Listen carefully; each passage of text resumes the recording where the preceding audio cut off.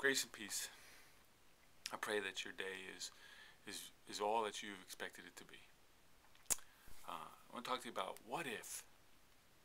I think Nicole Nordeman did a song like that, what if, or something along those lines, and it really was, the words are really powerful. But I've been contemplating this statement for a while. What if what Jesus did was enough? What if God isn't a God of Deuteronomy, but a God of the cross? What if the Puritans in 16th century or 17th century England weren't ostracized? They weren't kicked out of England during the writing of the Bible and didn't settle in what is called the United States of America today. What if that didn't happen?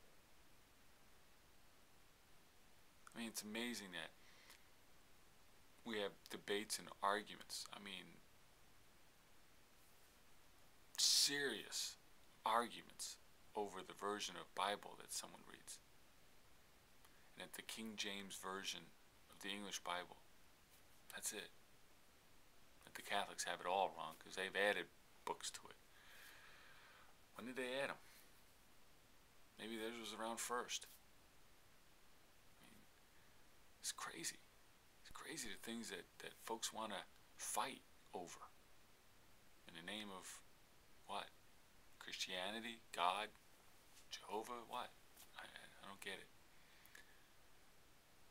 But I do find it interesting that we as Americans have this knack of fighting over a version of a Bible, even though our ancestors and the founders of this country were actually the founders of this country because they weren't allowed to even participate in the drafting of the Bible, of the King James Bible, that is.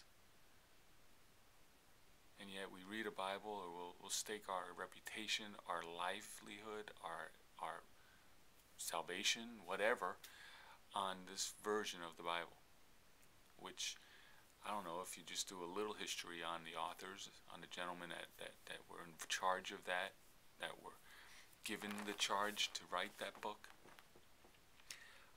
were pedophiles, were homosexual, were frauds. I mean, they suffered from some, what we would consider very inappropriate behavior today. And yet God used them. Because I don't think I'm the first one to talk about this. I mean, there are books out there written about these guys. So it's not like I'm letting some deep, dark secret. This isn't that movie that Tom Hanks starred in kind of thing. I mean, this is common knowledge. Well, maybe not common, but it's not hard to find.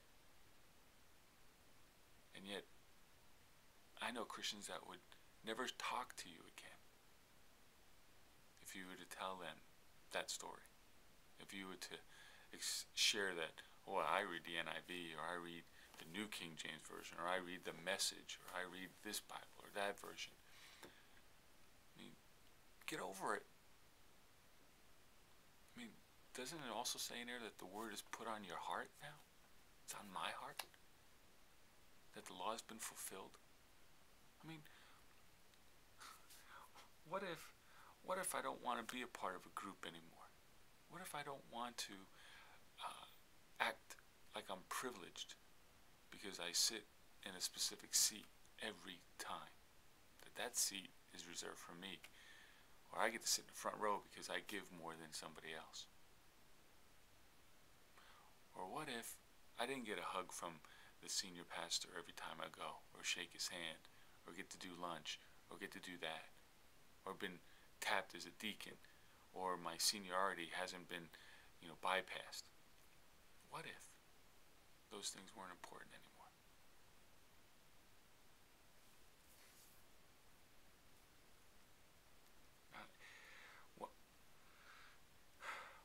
What about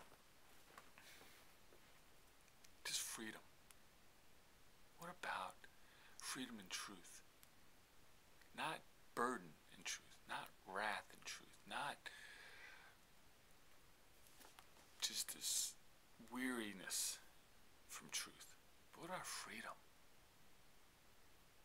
Jesus, he loved on everyone.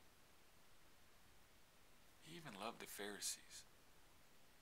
He hated their heart. He hated the fact that they put religion ahead of what God had in store for them. But he loved the individual. He loved the Samaritan woman. He loved the prostitute. He loved the tax collector. He loved them all. So what are we doing? I mean, what if my child was sick, had an illness? Would I love him less? Would I say, boy, I really loved you yesterday, but now that you're sick, I'm going to have to hold out for a little bit. I'm going to have to see what you do. Let me see how all this thing how this plays out. Or would I love them more? I mean, don't you love your children more when they're sick? Don't you hurt for them? Don't you wish that you could be sick instead? Wouldn't you want to replace them? Isn't that what God did? Didn't he replace our sin with his Son? Didn't he replace that broken relationship with the opportunity to have it reconciled? And didn't he do it once and for all? And didn't he do it because of his love for you and me? And nothing else. Not his wrath, not his punishment, not reconciliation, not because of generational curses, not because of Adam, but because he loves us. And he wants the very best for you, for me. And it's not about what I can do,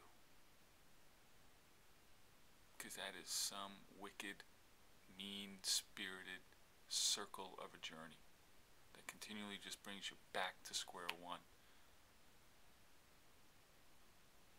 So get off that treadmill. For some reason, God created this humor. He created this sense of humor that I have in me, because he created me. And this picture I have now is that gerbil or hamster thing, animal running in that thing. Breaks my heart. Breaks my heart when I come across another believer and they say, but only. Yes, I love the Lord, but. Yes, I love the Lord, but I'm getting divorced. Okay. Yes, I love the Lord, but I really can't stand that person. Okay.